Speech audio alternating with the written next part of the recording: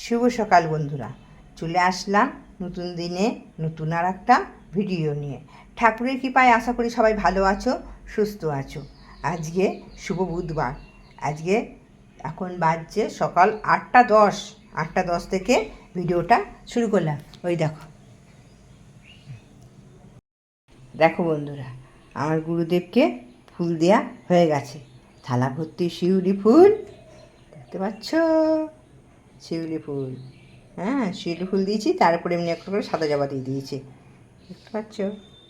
এই দেখো সব ফুল দেওয়া সব হয়ে গেছে। দাঁড়াও এবার সামনে দেখাই, দেখতে পাচ্ছ? দেখো, জয় গুরু। দেখো বন্ধুরা, পুজোটা কেমন দেয়া হয়েছে খালি দেখো। দাঁড়াও দেখো বন্ধুরা, পুজোটা কেমন দিয়েছি খালি একবার দেখো। ফুলে ঠাকুরকে ভরিয়ে দিয়েছি।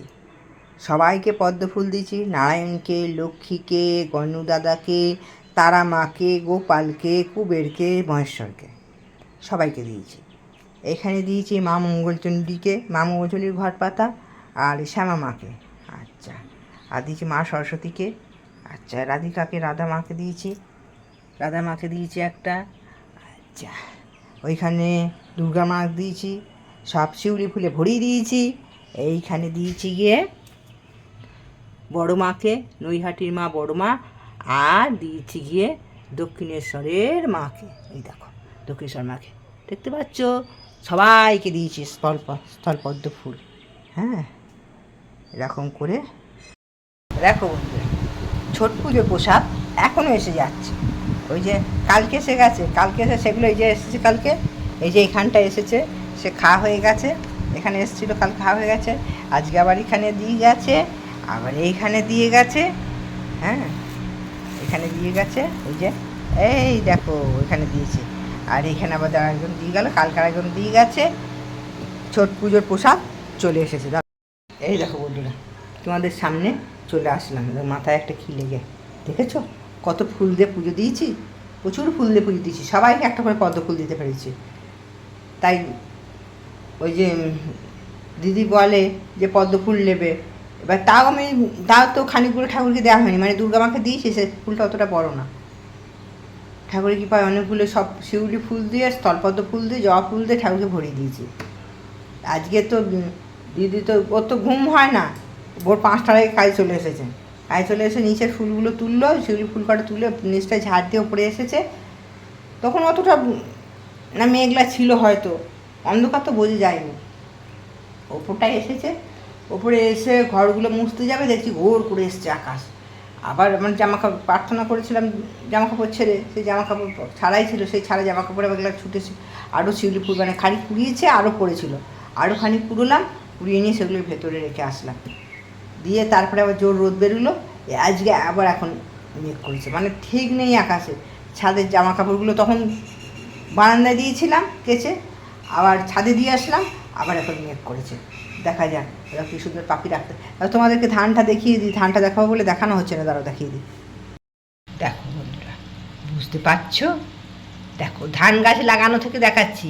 এই দেখো ধান পেকে গেল, দেখতে পাচ্ছ? দেখতে পাচ্ছ? এবার দেখাবে যেদিন ধান কাটবে, দেখি যদি আর নয়তো কোন একদিনকে সেই ধান কাটার জন্য বললাম না, দিয়ে সে দুপুরবেলা কখন কাটা হয়ে গেছে, এটা নিশ্চয়। এখন বৃষ্টির জল পেয়ে কেমন শুয়ে পড়েছে গাছগুলো। জোর বৃষ্টি হোস না, ধান নষ্ট হয়ে যায় মনে হয়, হোস না এখন। ধানগুলো পেকে গেছে মনে হচ্ছে, তো তাহলে কি হবে কে জানে। দেখো ধানগুলো। চলো এবার দুটো মুড়ি খেয়ে নিই। এই যে ফুলকপির বড়া বানায়, ফুলকপির বড়া দেখতে দেখবে, এই দেখ ফুলকপির বড়া বানাবো।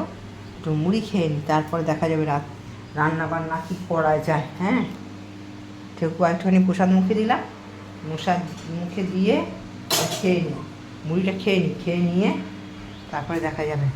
গরম আছে প্রচুর, এখন বৃষ্টি হলে ক্ষতি হয়ে যায় বলো, না বৃষ্টি হয় ভালো। সব ধান লাগিয়েছে, সব মাঠ ভর্তি, সব ধান আর ধান। বাবা ধানগুলো সব উঠে যাক তারপরে হোক, তাই না? বলছি বৃষ্টি হোক, বৃষ্টি না বাবা থাক, ঠিক আছে খেয়ে নিই। জয়গুরু। বহিরাগত এক দাদা এসে ঠাকুরকে বললেন, আমি ঠিক মতন ইষ্টভীতি করতে পারছি না, পাঠাতেও পারছি না। শ্রী ঠাকুর বললেন, ওরে পাগল, ওটা তুই তোর ইষ্টকে খেতে দিস, তোর স্বস্তিযোগ্য, সেই জন্য ভোরে উঠে প্রথমেই ওটা করা লাগে। উক্ত দাদাটি বললেন, এতদিন যে পাঠায়নি তার জন্যে কী করতে হবে? শ্রী ঠাকুর বললেন, প্রায়শ্চিত্ত করতে লাগে, হবিষ্যান্ন করতে হবে। ঠিক মতন ইষ্টভীতি করলে মানুষ মৃত্যু থেকে রক্ষা পায়। তোমার ইষ্ট যেমন চান তেমনিভাবে যদি চলো, আগ্রহ সহকারে, অটুট অনুরাগ নিয়ে, তাহলে দেখতে পাবে বহু অজানা ভবিষ্যৎ তুমি আগে থেকে জেনে ফেলেছ। সাবধান হতে পারবে, তখন ভয় পেও না, ঘাবড়ে যেও না।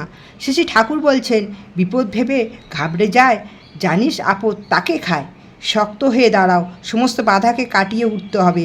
মানুষের সঙ্গে এমন ব্যবহার করবে যাতে তাদের ভালো লাগে। তুমি প্রত্যেককেই ভালোবাসতে পারো, কিন্তু তোমার সতর্ক সন্ধানী চোখ যেন ঠিক থাকে। জয় গুরু।